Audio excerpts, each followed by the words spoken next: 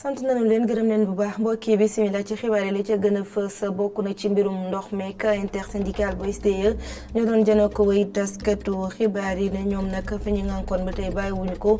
téeméer boo jël fukk ak juróom yi lañ ci bëgg ci cër nguur gi nag bëgg leen a jox juróom-ñaar ñu ne nanguwuñu ko benn yoon andi nañu it ay leeral ci ndogu ndox yi ñu ne meeku ci yenn gox ñu ne loolee laalewuñ ci benn yoon sang nañu daal seen bopp ba set wecc ci mbir mi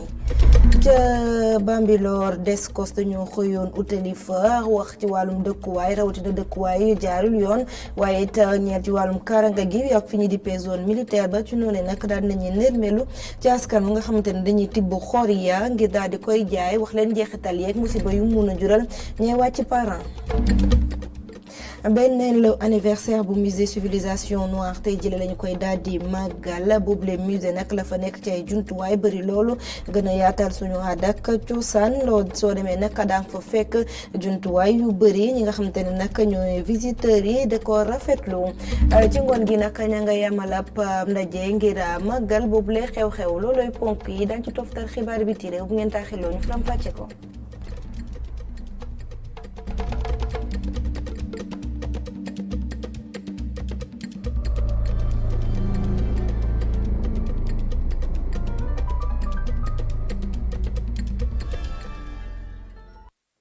asalaamaaleykum mbokki xibaar yi nañu ko junjee lañu koy daal di doore ak intersyndical bu SDE tey jii nag la seen grève ñaareelu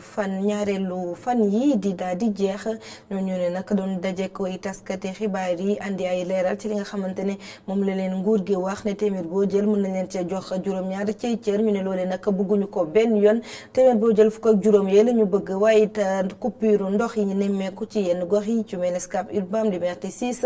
ak Sacré-Cœur ñu ne laalewuñu ci benn yoon sang nañu seen bopp ba daal di set wecc ci mbir mi Cheikh Sall Sidiña dolli nañ ci ñaari fan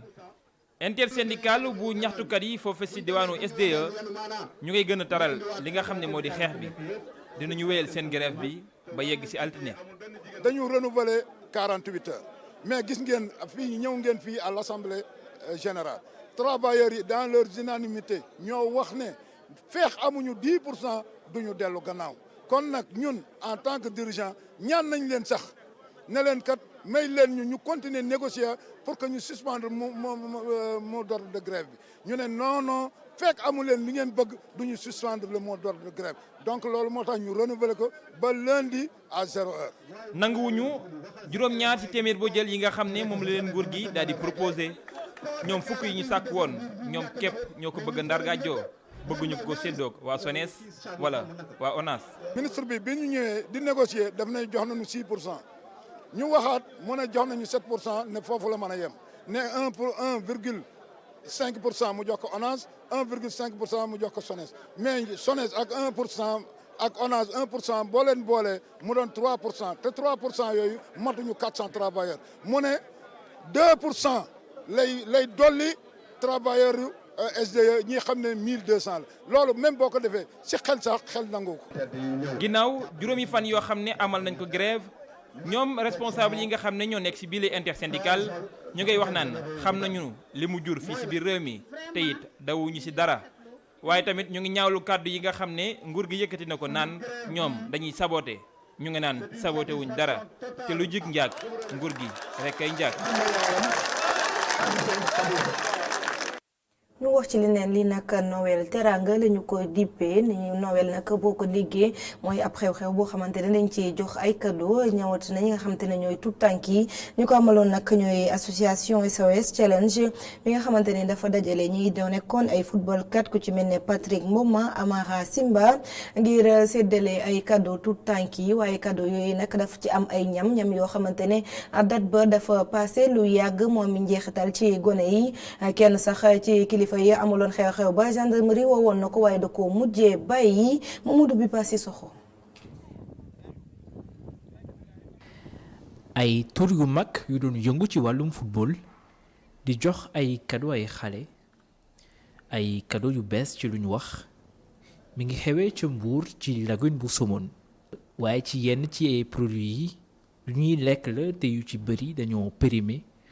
du ëpp ay weer yu bëri gendarmerie teewoon nañ fa ngir jël yi les produits. Après la convocation, on peut retenir que. ginnaaw bi ñu convoqué gendarmerie jël nañ produit yi nga xam ne dafa périmé di fàttali ni ba ñu yeb produit yi ci oto bi guddi la woon te ba ñu koy wàccee la ñu seddu ni yu ci bari daa périmé ci 2 ba 3 weer wante yooyu produit jotuñu ko jox waa Somone li ci des nag ay yére la ak ay maillot. Les produits périmés ont été sortis et c'est pris par la gendarmerie et le reste on part avec.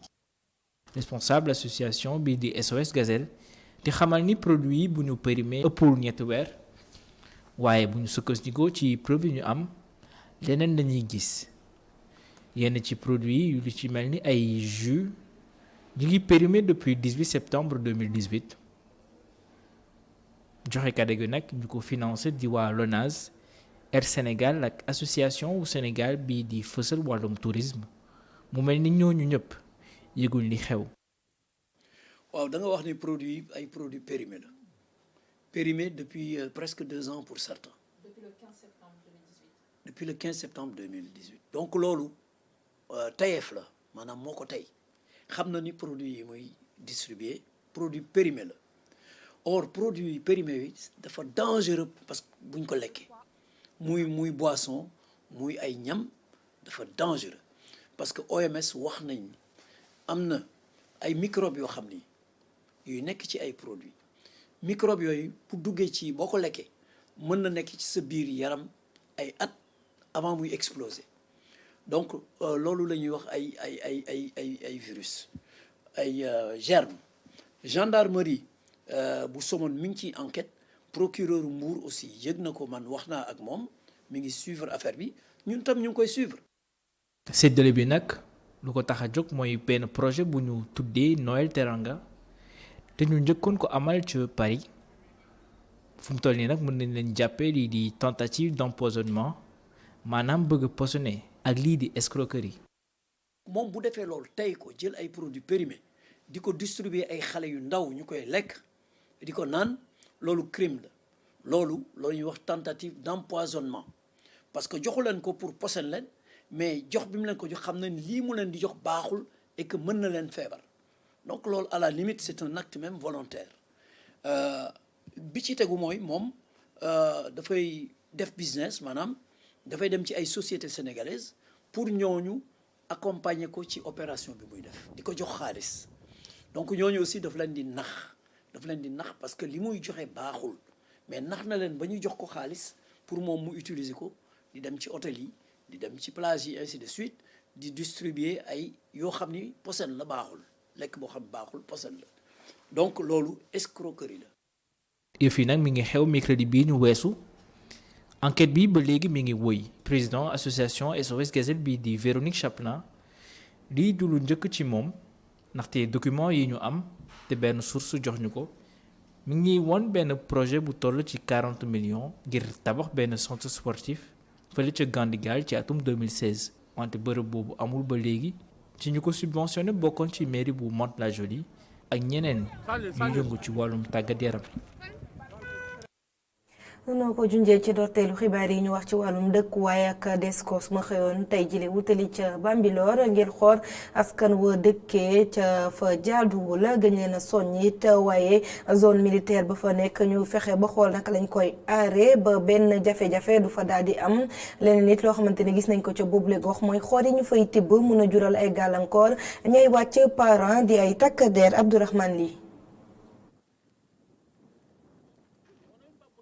ay bërëb yi nga xamante ni kenn mënu fa tabax loolee la Descos sa nemmeeku fii nga xamante ni moo di commune Bambilor bi nga xamante ni askan wi clôturé na ko ba noppi mu di zone bi nga xamante ni militaires yi ñoo ko moom te ba tey ñenn ci askan wi bëgg a dëgër bopp ngir dëkkee foofu gannaaw ay sommation yu bëri ñi di waa Descos ñëwaat nañu ci bërëb boobu ngir yeneeni sensibilisation mu di mbir bu nga xamante ni mujj na ci lu baax bu ñu sukkandikoo ci askan wi ñoom ñi leen nangu nañu ni bërëb boobu noonu kenn mënu fa dëkk. bi nu fi dëkkagul bi nu nekkee xale yu ndaw ndox moo fi nekkoon mujj gi bi bekkoor bi ñëwee ñu tudd ko Yandaal ak Toor bi ñu demee ba bekkoor bi ñëw c'est la nit ñi commencé ñëw di jéem a dëkk mais fii du dëkkukaay kenn ku ne xam ne du dëkkukaay bon militaires yi comme ñoo ko def nag zone de saut di fi tëb danoo bëgg ñun ñu limiter leen ko waa population bi xam fii ma lay yem. mu di zone bi nga xamante ni militaires yi ñoo ko moom te ñu nemmeeku fi extraction de coquillage bi nga xamante ni bëri na loolu ci bërëb bile te sax daanaka ay bataaxal yu bëri tere nañu yooyee pratique. ñu ngi def lu ñuy wax extraction coquillage gis ngeen camp yi ku ci daanu di nga am ay jafe-jafe ñu bëri gaañu nañ fi damm nañu fi seen tànk ñu bëri aussi vraiment am nañ ci ay jafe-jafe. fu ñu naree tëb pour yegg ci suuf il faut que mu plat bañ a am benn obstacle bañ a am benn pax fii am na ay teen yu bëri yu fi nekk bañ a am benn pax bañ a am benn tabax parce que tabax bu fi amee ñaari danger lay ñaari gàllankoor la mën a jur nit ki bu tëbee daanu day damm. mu di bërëb bi nga xamante ni njëriñ li fuñ ko natt weesu na ko ngir ñi nga xamante ni ñoo di parachutiste yi yenn jafe-jafe nag nga xamante ni askan wi ñoo ko fay teg warul doon li nga xamante ni dañ koy bayal. zone bi nag moom rek la ñu desee fii Dakar buñ ko ñàkkee moom lépp luy parachutisme dañ koy ñàkk ci armée sénégalaise te lu am solo la parce que unité parachutiste mooy unité yaakaaru armée sénégalaise bu ñu ñàkkee activité boobu rek. jeex na unité parachutiste day mel ni yeneen unité yi voilà toog garder. daanaka ay matukaay dinañ ko jël ci bile mbir ngir rekk ku ne mën a xam ana rekk ban njëriñ la bërëb bi am ngir parachutiste yi. dinañ ko baliser def ay postes yoo xamante ne armée dootu fi jógee. ay daan nag mën nañ ko xaarandi ci képp ki nga xamante ne déggul bile message bu waa DSCOS. Université catholique de l'Afrique de l'Ouest ñoo doon amal ab panel waxtaan wu yaatu jëm ci wàllum guerre waaye it yéen jéego la ñu ngi war a mën a teg ngir guerre wàññeeku bu baax ci réew mi UCAO nag ne li ni mel bu ñu ko defee dafa fekk ne dañoo bëgg a jàppale bu baax waa OFNAC ci seen liggéey. Alioune Gueye Bara Sow ña nga fa woon reportage. ay étudiants yu takku UCAO ñu koy wax Université catholique bu Afrique de l'Ouest nara ànd ak kër gii di OFNAC ngir jàppale ko ci liggéey bi muy def jëm ci wàllum guerre. L'université a une partition très forte que nous appelons en milieu universitaire le service à la communauté. xam ngeen ni université dafa am liggéey bu am solo bu muy def ci askan wi mooy former ay nit yu xereñ yuy mën a doxal dëkk bi fraude bi mën nañu wax ni fépp la moo tax ñu doon waxtaanee nu ñuy defaree jikko yi ba moytu lii di guerre ak wuruj ci askan wi. anticipative pour lutter contre ce phénomène qui touche toute la société. étudiants yi ndax ñoom xam nañu liggéey bi OFNAC di def ci askan wi. OFNAC man jàpp naa ni actuellement amagul benn njëriñ tant que changé wuñu loi bi bu fi nekk. parce que actuellement nee nañ ñun citoyens yi amuñu droit filmer nit muy def dara wala muy wax dara ñu koy enregistrer kon ça veut dire instant ñun dañoo contraindre ci benn affaire boo xamante ni bon du ma ne daf ñuy naj mais dañu mën a dénoncer nit ñi. je pense que franchement lu baax la quoi il faut ñu jox leen chance boo xamante ni dañ ko mën a prouver en fait fépp la et je personnellement gisuma benn état boo xam ne ñoom waxu ñun waxu corruption. ba tax na li ñu taamu université du neen. université dafa nekk barab boo xam ne nii dafa bari ay services administratifs te buñ nee service administratif dañuy jëfandikoo li ñu tuddee deniers publics xaalisu askan bi leneen li ci des mooy dafa bari ay ndaw te képp ku ne xam na ne boo bëggee waajal sam réew da ngay waajal say ndaw nekk itam barab boo xam ne lañ fay gëstu dafa bari. te ñun ci sunu liggéey gëstu daf ci bokk ndax mënoo ne maa ngi dem faj benn jàngoro te xamuloo dëgg illa jàngoro bi ci barab ba nga koy faje te université sunu jokkoo ak moom mën nañu ànd di def ay gëstu pour gën a xam barab yi nga xam ne nii foofu la ñuy mun a dem faje jàngoro boobu ñuy wax wuruj ak guerre. njiitu réew mi taxawal ko ci atum 2012 OFNAC di xeex lépp lu jëm ci wàllum guerre UCAO naa ko jàppale ci liggéey bi. ñu wax ci wàllum dëkkuwaay ak njaboot dëkk ci camp de garde bu Cap Manuel ñoom nag tiit nañ lool ci ñàkk seeni kër ndax nañ leen a jox ay bataaxal yoo xamante ne nee na mel nañ leen fii ak fanweeri fan ak benn ci weeru décembre ngeen ñu jugee ca kër yooyu ñu ne nag loolee duñu ko nangu benn yoon te ñu ngi xaar kilifa yi ñëw déjjati leen fa ñu déglu Samba Xaar Diouf kenn la ci ñoom. li ñuy naqarlu mooy administration pénitentiaire ni mu ñu fi bëgg a jëlee xëy rek taxaw ne dañuy jëlee fii ci loo xam ne teguwul ci dara moomuñu ko parce que patrimoine bi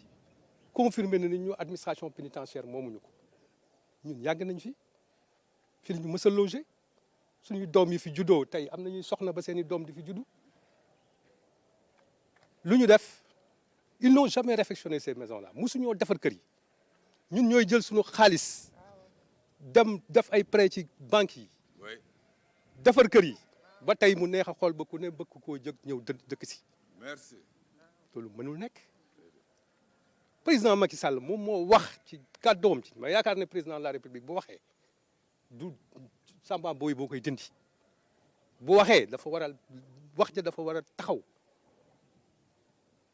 waxi président kenn waru ko dindi ci noonu bu fekkee nag dafa am leneen lu xew mais nañ ñu ko wax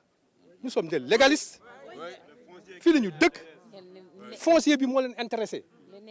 dañ ñoo gën a nekk ay sénégalais.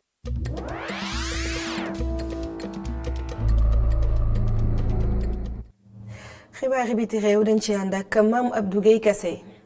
juróom benn fukk ak ñaari migrants yu réewum Afrique daal nañu ñàkk seen bakkan ci waaxu Mauritanie ñoom ñi nag dañoo bëggoon dem fëre ca l'Europe lu toll si fukk ak ñetti sénégalais daal nañ si ñàkk seen bakkan bilan dëggandiku bi nag moo ngi doon fësal ni juróom fukk ak juróom ñetti doomi aadama ñoo si ñàkkoon seen bakkan suuxum gaal gi nag nekk bi nga xam ne rek moo gën a tiis ci atum 2019 moo ngi am ci àllarba gi ci lu toll si ñaar fukk ak juróomi kilomètre ci diggante Nouadhibou ak frontière Sahara occidental bu ñu sukkandikoo ci benn source sécuritaire gaal gi na approché laata muy sol ndox rax ci dolli loolu sax moo waral moteur bi daal di taxaw bile gaal nag jege woon na lool lii di waax yi wante nag ul bi moo tax rek mu daal di delluwaat ci biir bato bi moo ngi bàyyee ko woon réewum Gambie ci ñaar fukki fan ak juróom-ñaar ci weerum novembre bii ñu génn bu ñu sukkandikoo ci mbootaay bu ñu dénk wàllu migration di OIM du toll si juróom-ñetti fukk ak ñetti passager jot nañ leen a sauvé gannaaw bu ñu féyee ba daal di yegsi sa waaxu Mauritanie yi.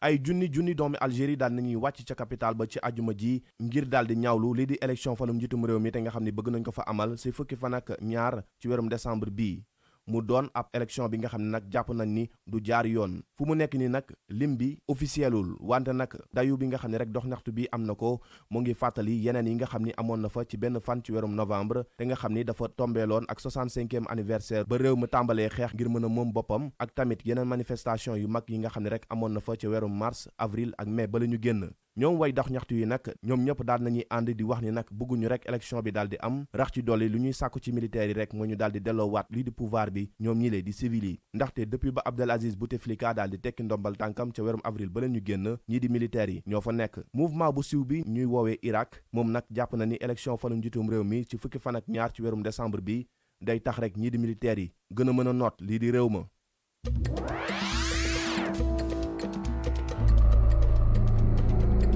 xibaar bitim réew yi nag gannaaw Afrique dañuy dem ba France gouvernement bi moo ngi fexe rek waxtaan ak syndicat yi ngir su ko defee rek ñu daal di indi ay pexe ci régime spéciaux yi nga xam ni fas yéene na ko amal ci réforme des retraites yi mu daal di sumb kii nag di haut commissaire bu ñu jagleel wàllum retraite moo ko daal di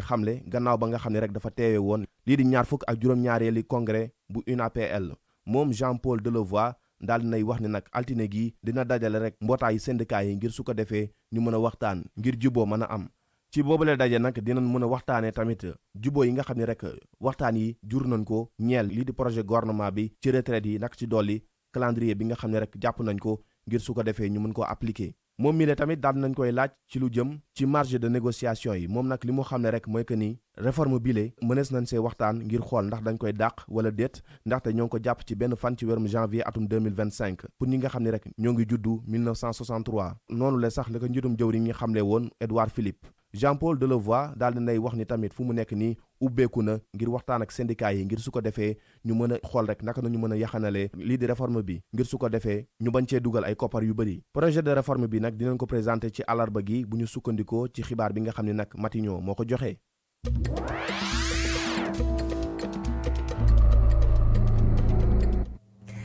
Africa Gastronomia loolu nag ñoo doon amal ab forum boo xamante ne dañ doon wane ay togg yu bàyyeekoo ci réewu Afrique yi ay chef cuisinier yoo xamante ne togg rek mu la ñuy def mën nañ fi seen bopp bu baax ay ñam yu mucc ayib neex loolu Ndeye Amy Ndiaye Moussa Fall ña nga woon ca panel ba ñoom it ñam nañ ci togg yooyu reportage. musique kuddu paaka ak ay plat ay toggkat taxawee fu ne ngir wane li ñu mënee jóge fu nekk ci réewu Afrique yi ñoom toggkat yi daje nañ fii ci place de souvenir ngir mën a jox gëdd lii di togg africain ceebu jën lañ leen taajal ci bésu ouverture bi ceebu jën bii mën naa xeex yaram bu bari. ceebu jën bi ni ma ko gisee fii jàpp naa ne mën naa tax ñu xeex lii di obésité dafa doon plat boo xamante ne bëriwul graisse te it bu ñu xoolee bu baax nu ñu koy toggee mën naa tax ñu xeex lii di obésité te sax obésité boobu dafa am lu ma ci war a leeral ndax dafa dépendre ci ni nit ki mel moo tax ñu bëri buñ ci bëggee mucc dañoo war di jëfandikoo plat yi nga xamante ne taxu ko bëri graisse.